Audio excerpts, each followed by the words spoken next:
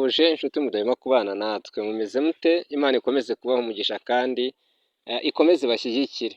Uyu munsi tugiye kurebera hamwe ku bintu bijyanye n'ururimi.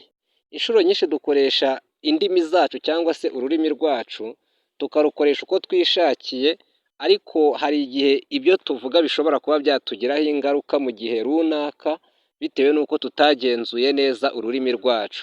Ubu muri iki gihe hari social media, hari imbuga nkoranyambaga aho umuntu agenda avuga ibyo yishakiye, ariko nyamara ibi bintu biba bizagira ingaruka. Hariho abantu bajya ku mbuga nkoranyambaga bagasebya bagenzi babo, bagasebya inshuti zabo, bagasebya ababyeyi babo, cyangwa se bakagenda bavuga n'amabanga runaka ariko batari bakwiye kuvuga. Ushobora kwibaza uti bino bintu ntibizagira ingaruka? Yego bizazigira mu gihe tutazi, kandi nanone n'ubu ngubu hariho abo byatangiye kugiraho ingaruka. Muze tugirane ibihe byiza. Ni Justin Niyonsaba kuri mikoro, cano ni amahumbezi nk'ibisanzwe. Muze rero tubane turusheho kumenya neza ngo ururimi rwacu rukwiye gukoreshwa gute, ni iki wakora kugira ngo ururimi rwawe ururinde. Turaza kurebera hamwe inyandiko z'abahanga uko bagiye bazigaragaza, ndetse banaduha n'ingero z'abantu bakoresheje ururimi rwabo nabi, maze bikaza kurangira bibagizeho ingaruka. Rero reka tugirane ibihe byiza kandi turusheho kumva neza ibijyanye no gukoresha ururimi neza, ndetse n'ibyiza bishobora kuva mu gukoresha ururimi neza n'ingaruka zishobora kuva mu gukoresha ururimi nabi. Ubundi mu mateka y'abanyabwenge batandukanye hari inkuru nyinshi zigenda zigaragaza ko amagambo umuntu avuga ashobora kubaka cyangwa se agasenya. Ni ukuvuga ngo ashobora kubaka ubuzima bw'umuntu cyangwa se akabusenya. Umwe mu banyabwenge rero bakunze kuvuga cyane ku mbaraga z'ururimi ni umugabo w'umuhanga witwa Sokarate. Yigishaga ko umuntu w'umunyabwenge atavuga ibyo abonye byose cyangwa se ibyo yumvise byose atabanje gusesengura. Kenshi na kenshi hari igihe umuntu yumva ibihuha agahita nawe abikwirakwiza, ariko atari yamenya neza amakuru y'imvaho ayo ariyo. Rero hari n'indi nkuru cyangwa se izindi nkuru zikunze kuvugwa cyane. Abanyabwenge ni ukuvuga ngo iyi nkuru zakunze kuvugwa n'abanyabwenge mu nyigisho zabo z'ubuzima, zivuga ku mugabo wazize ururimi rwe kubera kuvuga nabi abandi ndetse no gukwirakwiza amagambo atari ay'ukuri. Reka turebe inkuru yabaye y'umuntu bivugwa yuko yakoresheje ururimi rwe mu buryo budakwiriye bikaza kumugiraho ingaruka. Bivugwa ko hari umugabo wakundaga kuvuga cyane ndetse no gusebya abandi bantu bari baturanye mu mudugudu, agakunda kubasebya no kugenda bavuga ibintu bidakwiriye. Iyo yabonaga umuntu akoze ikosa rito yahitaga arikwirakwiza hose, mbega yavugaga amagambo ababaza, akavuga amagambo asebya, ndetse rimwe na rimwe agakoresha ibinyoma kugira ngo abantu bamwumve cyangwa se bamwishimire. Nyuma rero y'igihe uwo mugabo yaje kumenya ko ibyo yakoze byangije ubuzima bw'abantu benshi. Hari uwatakaje inshuti ze kubera amagambo y'uwo mugabo, kandi hari n'uwatakaje icyizere mu bandi. Hari n'imiryango yabayeho mu makimbirane kubera ibyo uwo mugabo yavuze. Rero uwo mugabo amaze kubona ingaruka z'ibyo bintu yagiye gusaba imbabazi ba bantu.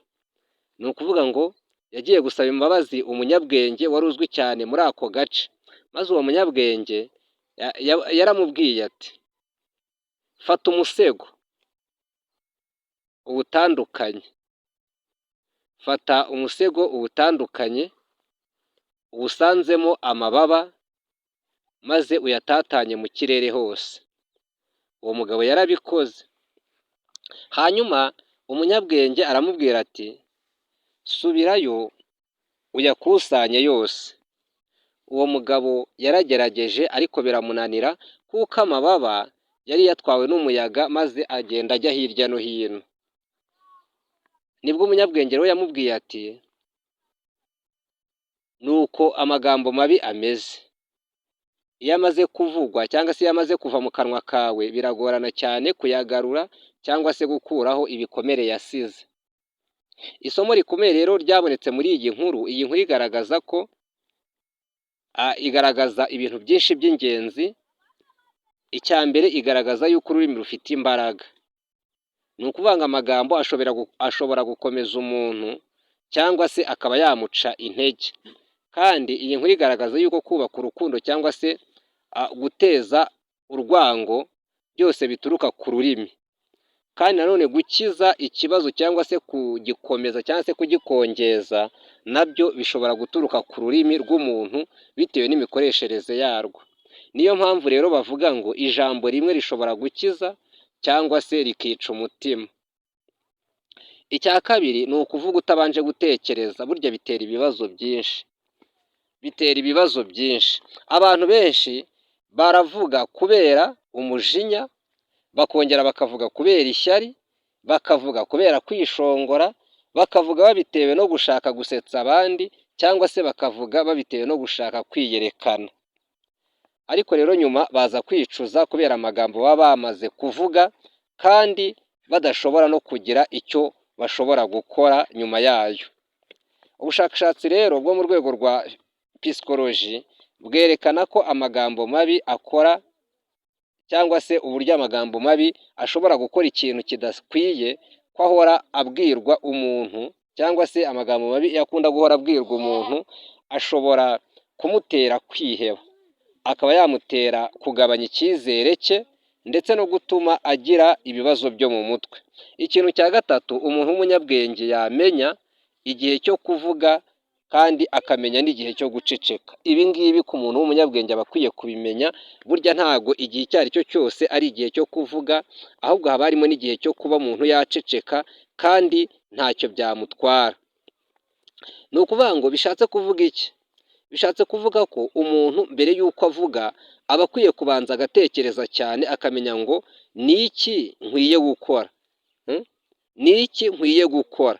Uko byagenda kose hari igihe umuntu ahita ahubuka mu kuvuga amagambo menshi, ariko aya magambo akazagira ingaruka mu gihe kizaza. Confucius yaravuze ati kuvuga neza ni byiza, ariko no kumenya guceceka nabyo ni ubwenge. Hari igihe rero burya umuntu aba akwiriye kumva aho kuvuga, kandi hari n'igihe umuntu aba akwiye gutuza aho gusakuza. Hari n'igihe umuntu aba akwiye gutekereza mbere yo gusubiza. Ibi ngibi ni ibintu Confucius yagenzuye neza maze abivugaho rwose. Uko umuntu rero akwiye kwitwara mu gihe ari kuvuga, ukwiye gutekereza mbere yo kuvuga. Iki ni ikintu gikomeye umuntu aba akwiye kumenya. Ukwiye gutekereza mbere yo kuvuga. Ibaze ibi bibazo mbere y'uko ugira icyo uvuga. Ukwiye kuvuga ngo, cyangwa se ugatekereza uti ibyo ngiye kuvuga ni ukuri, none se birafasha, birubaka, birakenewe se? Ibi ngibi iyo umaze kubisuzuma ukamenya neza ko ibi bintu bikenewe, uba ukwiye kumenya neza ko icyo kuvuga gikwiriye. Urugero, njya gutegura kino kiganiro nabanze kureba ngo mbese ibi ngiye kuvuga birakwiye, birubaka se? None wareba byagira izindi ngaruka ukabyihorera. Ikindi, irinde kuvuga ufite umujinya. Iyo umuntu arakaye, iyo umuntu yarakaye burya ntabwo aba akwiye kugira icyo avuga, kuko iyo umuntu yarakaye avuga byinshi kandi atatekereje. Iyo abikoze bituma akomeretsa abandi, kandi nyuma yaho akaza kwicuza. Niba ugiye kuvuga rero, ikindi kintu ukwiye kwitaho, wubaha abandi mu magambo. Nubwo mutemeranya, ntugashake gusebya abo muhanganye, kandi ntukabatuke, kandi ntugakoresha amagambo acisha abandi bugufi. Hariho umuntu ukoresha amagambo ashaka gucisha abandi bugufi. Ibi ngibi ntago ari ibintu byiza, ahubwo uba ukwiye kumenya neza amagambo ukwiye gukoresha. Nanone menya ko amagambo atibagirana vuba. Buriya amagambo ni ikintu gikomeye. Amagambo ntago ari ikintu kibagirana uyu munsi, ni igikomere cy'umubiri. Ni ukuvuga ngo igikomere cy'umubiri cyo gishobora gukira nta kibazo, ariko amagambo igikomere cy'umubiri cyo gishobora gukira, ariko amagambo mabi burya ashobora kuguma mu mutima kandi akagumamo imyaka myinshi. Hari ingaruka rero zo gukoresha amagambo cyangwa se gukoresha ururimi nabi. Gukoresha ururimi nabi bituma umuntu atakaza inshuti, kandi hakabaho gutandukana kw'abashakanye, hakabaho amakimbirane mu miryango, hakabaho kubura icyubahiro, hakabaho kugirwaho urwango, cyangwa se urwango rukakugeraho, hakabaho kwigunga. Kandi hari abantu benshi batakaje akazi, batakaza inshuti cyangwa se amahirwe kubera amagambo bavuze batatekereje neza. Ururimi rero ni impano ikomeye umuntu yahawe, ariko iyo rukoreshejwe nabi rushobora kuba nk'intwaro ikomeretsa abandi. Umuntu w'umunyabwenge rero ntabwo avuga byinshi gusa, ahubwo amenya icyo kuvuga, akamenya n'igihe akivugira ndetse n'uburyo akivugamo. Nubwo nk'uko uwo munyabwenge yabigaragaje mu nkuru y'amababa, amagambo iyo amaze gusohoka ntabwo byoroshye kuyagarura rwose, ntabwo byoroshye kuyagarura. Niyo mpamvu umuntu akwiriye kuvuga amagambo yubaka, ahumuriza abandi, kandi akayakoresha mu buryo bwo kubaha abandi. Reka tubashimire inshuti mudahwema kubana natwe, inshuti mudahwema kudukurikira. Uyu munsi twavugaga ku bijyanye n'uburyo umuntu akoresha ururimi. Ururimi rwawe urukoresha ute? Ururimi rwanjye ndukoresha nte? Rero dukwiye kwiga gukoresha indimi zacu neza, kandi twabona ibihe bitatworoheye tukicecekera, nabyo ntacyo biba bitwaye. Reka tugushimire rero wowe wabanye natwe, watangiranye natwe kandi ukaba usozanije natwe. Niba ukunda ibiganiro byacu ukaba wumva ushaka gukomezanya natwe, wakanda subscribe, ugafungura n'inzogera, ukareba handitse all notification ukahakanda, kugira ngo na video y'ubutaha izakugereho mu ba mbere.